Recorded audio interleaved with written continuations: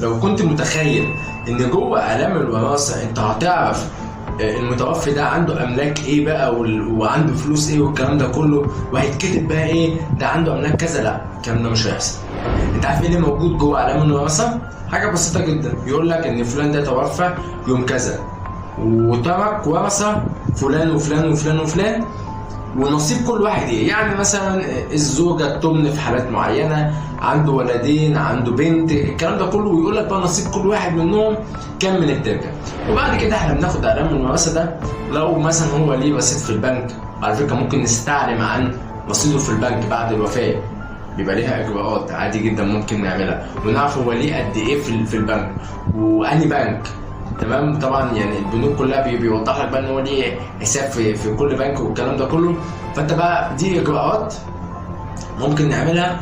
بس اللي انا عايز اوضحه تاني ان يوم جلسه اعلام الوراثه انا بعمل ايه؟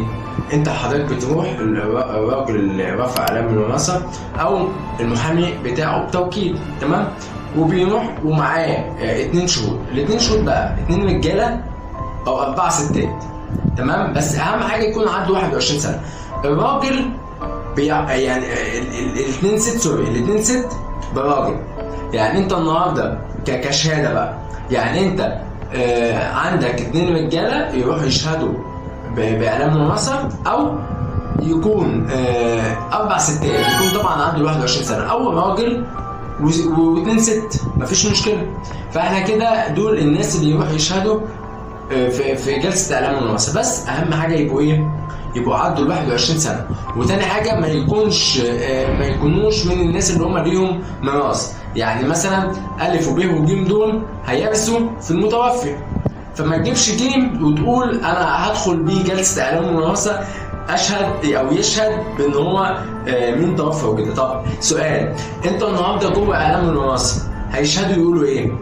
خلاص، اول حاجه بيقولوا والله العظيم اقول الحق، ده اول حاجه. تاني حاجه بييجوا بقى يقولوا ان مين المتوفي، توفى سنه كام، تمام، عشان ممكن ما يكونش متوفي دلوقتي، ممكن توفى من سنتين، يقول توفى من سنه كام، ومين الورثه بتوعه. يعني هو معاه مين؟ معاه مثلا مراته وعنده ابنين باسم فلان وفلان، او مثلا عنده ولد وبنتين. ده يعتبر كده اغلب الاجراءات جوه اعلام الوراثه. طب بنستلم اعلام الوراثه امتى؟ بنستلم اعلام الوراثه بعد شهر مثلا. خلاص، طبعا الشهر ده يعني ده حاجه بعيده، ممكن بعد اسبوعين، بس ده على حسب كل محكمه. بس احنا ليه بنقول بعد شهر؟